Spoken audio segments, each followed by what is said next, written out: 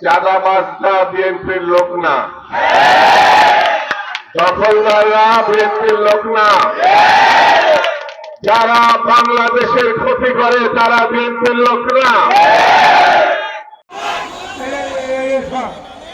বিসমিল্লাহিররহমানিররহিম।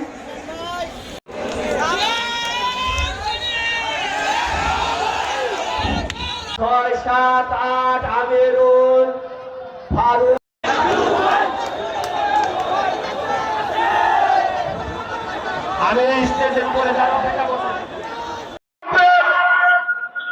আপনি যদি এমপি হন, আল্লাহর রহমতে আপনি দাবি জানাচ্ছি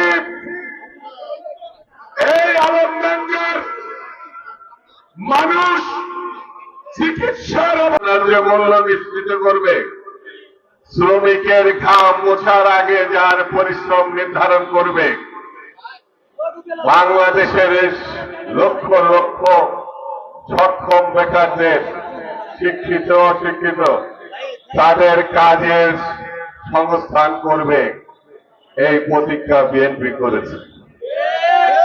সেই প্রতিজ্ঞা যদি বাস্তবায়ন করতে হয় তাহলে ধানের শেষের সরকার দরকার। দিবেন তো ভোট? হাত উঠান, আবার তালি দেন। আবার কথা খুব পরিষ্কার, যেদিন বেগম জিয়ার সরকার প্রতিষ্ঠিত হবে, ধানের শীষ জয়লাভ করবে, তারেক রহমান সাহেবের প্রধানমন্ত্রিত্ব নিশ্চিত হবে, সেদিন তো আমরা অনেকে ঢাকা যেতে পারবো না। সেই জন্য এই তালিকা দিলাম, আগে দিয়ে রাখলাম। কথা পাকা পক্ত, ঘরে ঘরে যেতে হবে। আজ থেকে শুরু হলো চুয়াডাঙ্গায় ধানের শেষের জন্য মাঠকে আমাদের তৈরি করতে হবে। দুষ্ট কিছু মানুষ আছে, তাদের দুষ্ট কাজের জন্য আমাদের দল ক্ষতিগ্রস্ত হয়েছে। আমি দুঃখ প্রকাশ করছি, বিএনপির সিদ্ধান্ত আছে চাঁদাবাজরা বিএনপির লোক না, দখলদাররা বিএনপির লোক না, যারা বাংলাদেশের ক্ষতি করে তারা বিএনপির লোক না।